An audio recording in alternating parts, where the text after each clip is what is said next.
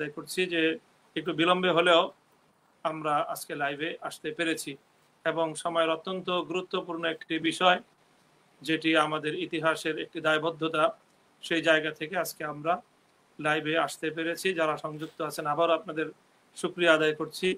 আর শুরুতেই বলে নিচ্ছি, আজকে আমাদের লাইভ প্রোগ্রামটা খুব বেশি দীর্ঘায়িত আমরা করতে পারবো না, এরপরেও আমরা আপনাদের সঙ্গে যথেষ্ট সময় থাকার চেষ্টা করব।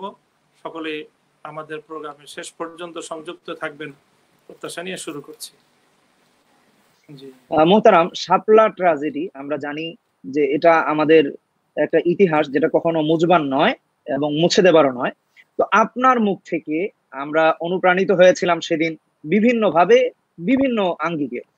আপনার মুখ থেকে আমরা এর ইতিহাস সম্পর্কে কিছু জানতে চাই, শাপলা সম্পর্কে আপনি যদি আপনার মতো করে একটু বলতেন, যারা আমাদের সাথে যুক্ত আছেন সবার উদ্দেশ্যে।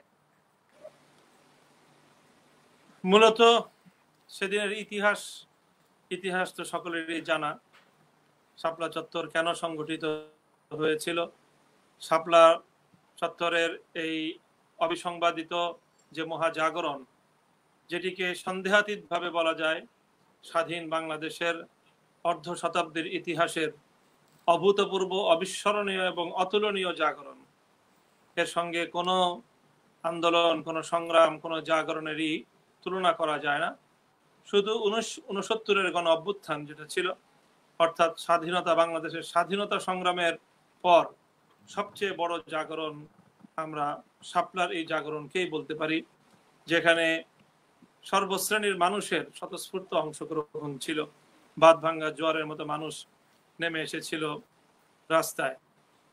মূলত শাপলার যে জাগরণ, সেটি ঘটেছিল মানুষের অন্তরের মধ্যে পুঞ্জীভূত একটি ক্ষোভ থেকে।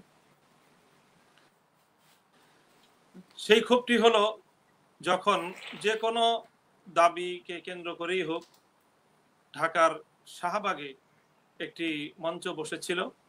শুধু শাহবাগের সেই মঞ্চ নয়, বরং শাহবাগকে কেন্দ্র করে সারা বাংলাদেশের প্রতিটি জেলায় জেলায় শুধু নয়, প্রতিটি থানায় থানায়ও নয়, বরং প্রতিটি গ্রামে গ্রামে, প্রতিটি বাজারে বাজারে এক ধরনের সেখানে কৃত্রিম মানুষের মধ্যে এক ধরনের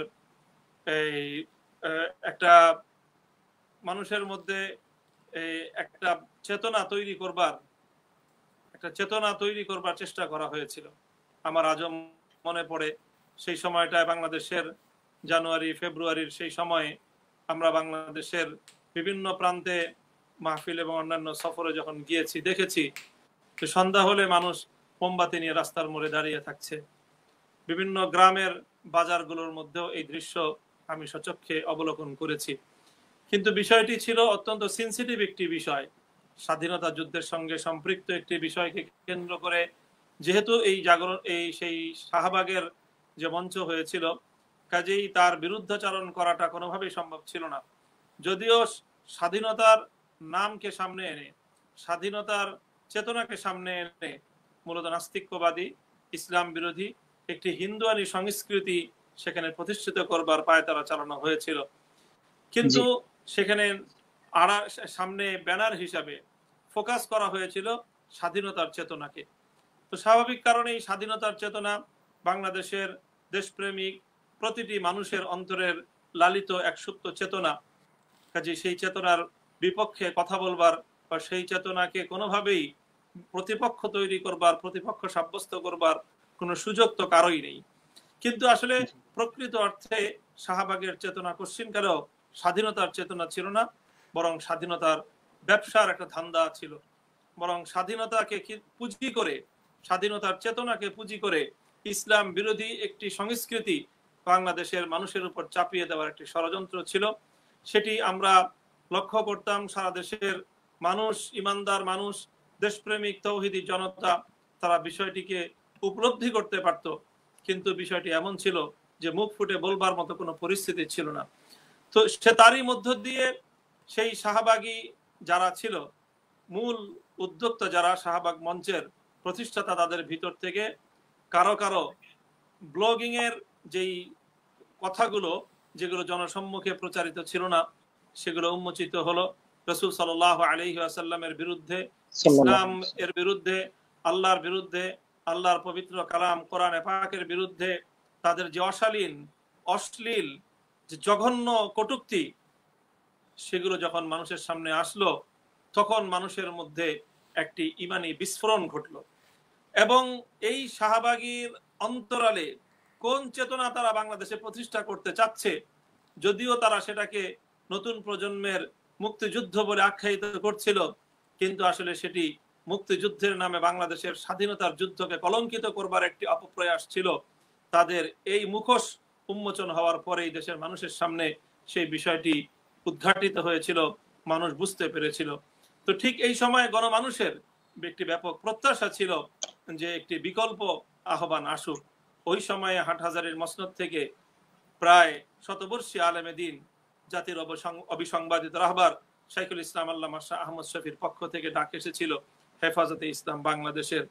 তো ঠিক মানুষ যেই জিনিসের অপেক্ষায় ছিল, চাতকের ন্যায় মানুষ যেটার দিকে যার পানে তাকিয়েছিল, সেই ডাকটা যেন চলে আসলো, আর মানুষ পঙ্গপালের মতো ছুটলো হেফাজতের ডাকে, রাসূল সাল্লাল্লাহু আলাইহি ওয়াসাল্লামের ইজ্জতের হেফাজতের লক্ষ্যে এবং ইসলামী সংস্কৃতি, ইসলামী চেতনা, ইসলামী তাহজিব এবং তামাদ্দুনকে রক্ষা করবার জন্য এবং বাংলাদেশের স্বাধীনতাকে, বাংলাদেশের স্বাধীনতার মুক্তিযুদ্ধকে কলঙ্কিত করবার অপপ্রয়াসকে রুখে দেওয়ার জন্য সাধারণ মানুষ সেদিন একাট্টা হয়েছিল, তারা হাতে হাত রেখেছিল।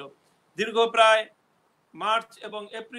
মার্চ মাস জুড়ে গোটা বাংলাদেশে হেফাজতে ইসলামের এই অভূতপূর্ব জাগরণ হয় এবং সেই জাগরণেরই এক পর্যায়ে 5ই মে ঢাকা অবরোধ ঘোষণা করা হয়। সারা ঢাকা অবরুদ্ধ হওয়ার পর তারপরে বিকালবেলা শাপলা চত্বরে জমায়েতের ঘোষণা করা হয়। তো শাপলা চত্বরে যখন ঢাকার প্রতিটি প্রান্ত থেকে বাঁধভাঙ্গা জোয়ারের মতো স্রোতের মতো মানুষগুলো যখন ছুটছিল, তো এইভাবে মানুষের বাঁধভাঙ্গা এবং স্বতঃস্ফূর্ত মানুষের এই জোয়ার দেখে ষড়যন্ত্রকারীদের তাদের সহ্য হয়নি এবং তারা সম্পূর্ণ বিনা উস্কানিতে আসলে সেখানে সংঘর্ষ এবং সংঘাত শুরু করে দেয়। আমরা গাবতলী পয়েন্টে ছিলাম, আমরা গাবতলী থেকে শাপলা চত্বরে পায়ে হেঁটে যেতে যেতেই আমরা লক্ষ্য করেছি যে যেই পয়েন্টগুলো শাপলা চত্বরের কাছাকাছি ছিল, যেমন আমাদের ওই যে নয়া বাজার এবং বুড়িগঙ্গা ব্রিজের ওই জায়গাটায় যেই গ্রুপটা ছিল, তারা তো খুব অল্প সময়ের ব্যবধানে গুলিস্তান এবং শাপলা চত্বরের দিকে চলে এসেছে। সেই পয়েন্ট থেকে লোকগুলো চলে আসার সাথে সাথে বঙ্গবন্ধু এভিনিউ, গোলাপ শাহ মাজার এবং প্রেস ক্লাব সহ গোটা এই অঞ্চলে ঘাপটি মেরে বসে থাকা এক শ্রেণীর কুখ্যাত সন্ত্রাসী, তারা বিভিন্ন অস্ত্র শস্ত্র নিয়ে হেফাজতে ইসলামের নিরীহ তৌহিদি জনতার উপর তারা ঝাঁপিয়ে পড়ে। এভাবেই শুরু হয় সংঘাত এবং সেটা অবশ্যই আইন শৃঙ্খলা রক্ষাকারী বাহিনীর স্পষ্ট তাদের চোখের সামনে, শুধু চোখের সামনে নয় বরং তাদের প্রত্যক্ষ প্রশ্রয়ে সেই সন্ত্রাসীরা সেদিন অস্ত্র শস্ত্র নিয়ে নিরীহ হেফাজতের নেতাকর্মীদের উপর ঝাঁপিয়ে পড়েছিল। শুরু হয় সংঘাত এভাবে বিনা উস্কানিতেই দুপুর থেকেই, জোহরের সময় থেকে, এবং এটাই চলতে থাকে, থেমে থেমে সংঘাত চলতে থাকে সন্ধ্যা পর্যন্ত। বিভিন্ন জায়গায় এভাবে হেফাজতের কর্মীদের লাশ ঝরতে থাকে, রাজপথ রঞ্জিত হতে থাকে এবং বিভিন্ন জায়গায় এভাবে সংঘাত ছড়িয়ে পড়ে। এরপরে তো অনেক অগ্নিসংযোগ হয়, অনেক কিছু হয়। তারপরে রাত গভীর পর্যন্ত শাপলা চত্বরে অবস্থান করার সন্ধ্যা নাগাদ একটা ঘোষণা দেওয়া হয় কেন্দ্রের পক্ষ থেকে, কেন্দ্রীয় নেতৃবৃন্দের পক্ষ থেকে, যে আমরা অবস্থান করব, শাপলা চত্বরে অবস্থান করব আল্লাহ রাসূল সাল্লাল্লাহু আলাইহি ওয়াসাল্লামের বিরুদ্ধে যে কটূক্তি, সেই কটূক্তির অপপ্রয়াস রোধ করবার জন্য যেই ফাঁসির বা সর্বোচ্চ শাস্তির বিধান প্রণয়নের যে দাবি, সে দাবি সহ 13 দফা দাবি আদায় না হওয়া পর্যন্ত আমরা আমাদের অবস্থান ত্যাগ করব না, এই ধরনের একটি আলটিমেটাম সেখান থেকে ঘোষণা করা হয়। সেই ঘোষণার পর রাত গভীরে যখন শান্তিপ্রিয় ক্লান্ত শ্রান্ত হেফাজতের কর্মীরা সারা দিন ক্লান্ত থাকা অবস্থায় রাত গভীরে যখন তারা অনেকটা বিশ্রাম এবং ঘুমন্ত অবস্থায় ছিলেন, সেই ঘুমন্ত অবস্থায় লাই আলোবাতি সব নিভিয়ে দিয়ে তাদের উপর সাঁড়াশি অভিযান পরিচালনা করা হয়। সেই অভিযান আমি সচক্ষে প্রত্যক্ষ করেছি। আমি ঠিক ওই সময়ে শাপলা চত্বরে অবস্থান করছিলাম। তবে এই অভিযান শুরু হওয়ার আধা ঘন্টা খানিক আগে হবে কাকতালীয় ভাবে আমি একটু